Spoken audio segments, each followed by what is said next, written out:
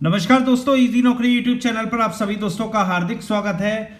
दोस्तों, जब corona virus की शुरुआत हुई थी चाइना से, उसके बाद यह अमेरिका में फैला बहुतायत में, उसके बाद यूरोपियन कंट्रीज में फैला और तब रिसर्चर्स ने बात करा था कि जैसे ही ये हर्ड इम्यूनिटी लोगों में आ जाएगी, एक एंटीबॉडी बन जाएगी कोरोना वायरस के खिलाफ, तो वो लोग इस वायरस से इन्फेक्टेड होंगे लेकिन बाद में सही भी हो जाएंगे।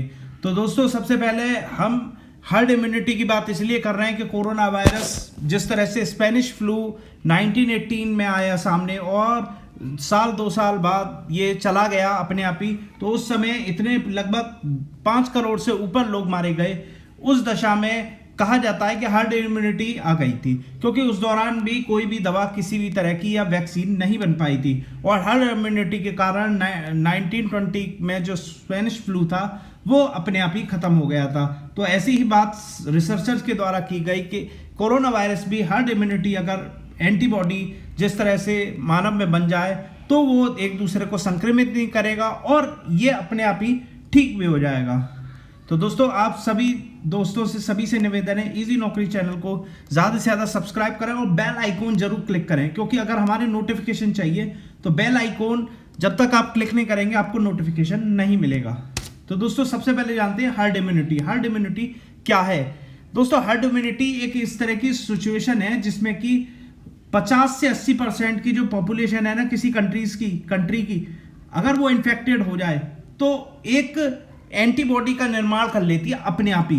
बॉडी जो है आदमी की या मानव की अपने आप ही एंटीबॉडी का निर्माण कर लेती है और उस रोग को फैलने से रोकती है। यही वैक्सीन के संग है। अगर वैक्सीन कुछ लोगों में लग जाए तो वो हर्ड इम्यूनिटी नहीं क्रिएट कर पाएगी। अगर वो वैक्सीन ज़्यादातर लोगों में लग जाए तो वो हर्ड इम्यूनिटी वहाँ पर बन जाती है। तो सेम ये है कि एंटीबॉडी जैसे ही आपके शरीर में बनती है वैसे ही हर्ड इम्यूनिटी का विकास होने लगता है और इसके लिए चाहिए 50 से 80% पीपल इन्फेक्टेड होने चाहिए। स्पेनिश फ्लू में भी यही हुआ था कि उस समय 1918 के आसपास जनसंख्या जितनी भी थी वो ज़्यादातर 50 से 80% से ज़्यादा इन्फेक्टेड हो गई थी और उस दशा में हर्ड इम्यूनिटी का निर्माण हो गया था और ये बीमारी स्वतः ही चली गई। एक चित्र में हम आपको दिखाएंगे, अगर इसकी वैक्सीन भी बन जाती है कोरोना वायरस की, तो दोस्तों यहाँ पर कुछ लोगों को वैक्सीन हुई है लेकिन ये संक्रमण बिल्कुल नहीं रुका।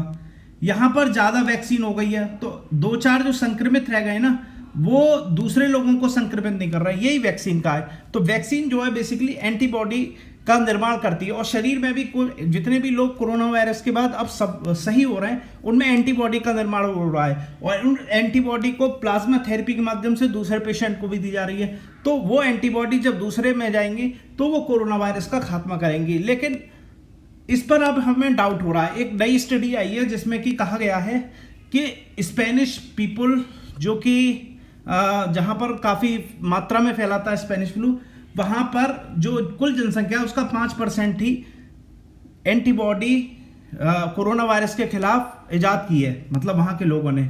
और SARS-CoV-2 जो वायरस है जिससे कोविड-19 फैलता है उसमें पर्याप्त मात्रा में एंटीबॉडी जो 95% पीपल है ना स्पेन के, उनमें ये पर्याप्त रही है और इसीलिए संक्रमण वहाँ पर फैल रहा है। तो एक बात समझ में आती है कि हर्ड इम्यूनिटी जो है 5% लोगों से तो नहीं पनप सकती मानव में, उसके लिए चाहिए 50 से 80%। तो लंदन में भी इस तरह की रिसर्च की गई जिसमें कि पाया गया कि हर्ड इम्यूनिटी अगर यहाँ के 60% जो पीपल हैं वो अगर संक्रमित हो जाते हैं तो वो हर्ड इम्यूनिटी बन जाएगी। लेकिन अगर हम इस पूरी स्टडी का इम्प्लीकेशन माने तो इसमें साफ कहा गया है कि इस वायरस के खिलाफ हर्ड इम्यूनिटी जो है कोविड-19 के पेशेंट में लेकर आना बड़ा ही मुश्किल है बिना वैक्सीन के। इसके अलावा एक चीज और है कि हर्ड इम्यूनिटी जो है डिफिकल्ट, अगर कोलेट्रल डैमेज मैनी डेथ्स मांगता है। आपने देखा होगा स्पेनिश फ्लू में लगभग 5 करोड़ से ज़्यादा लोग मारे गए। तो इसमें क्या है, बहुत ज़्यादा संख्या में लोग मारे गए तो अपने आप ही हर्ड इम्यूनिटी बनने लगी, यानी कि ज़्यादा लोग संक्रमित हो गए।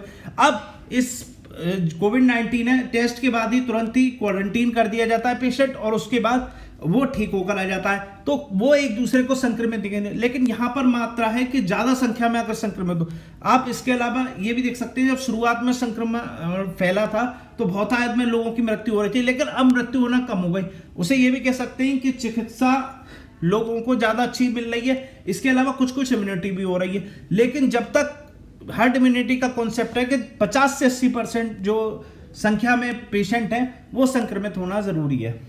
इसके अलावा एक क्वेश्चन आता है, why does study suggest the herd immunity is difficult. यहाँ पर आपके सवाल का जवाब है कि हम क्यों मान रहे हैं कि डिफिकल्ट है इस समय हर्ड इम्यूनिटी।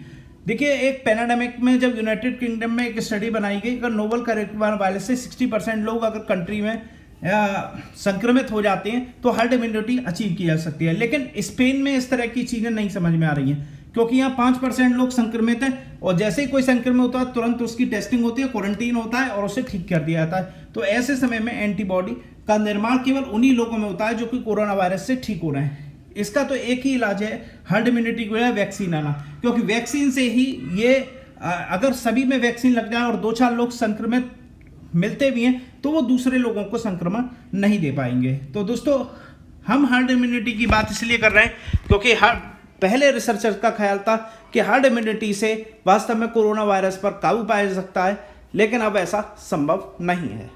अगले वीडियो के साथ एक बार फिर मुलाकात करेंगे। बहुत बहुत धन्यवाद।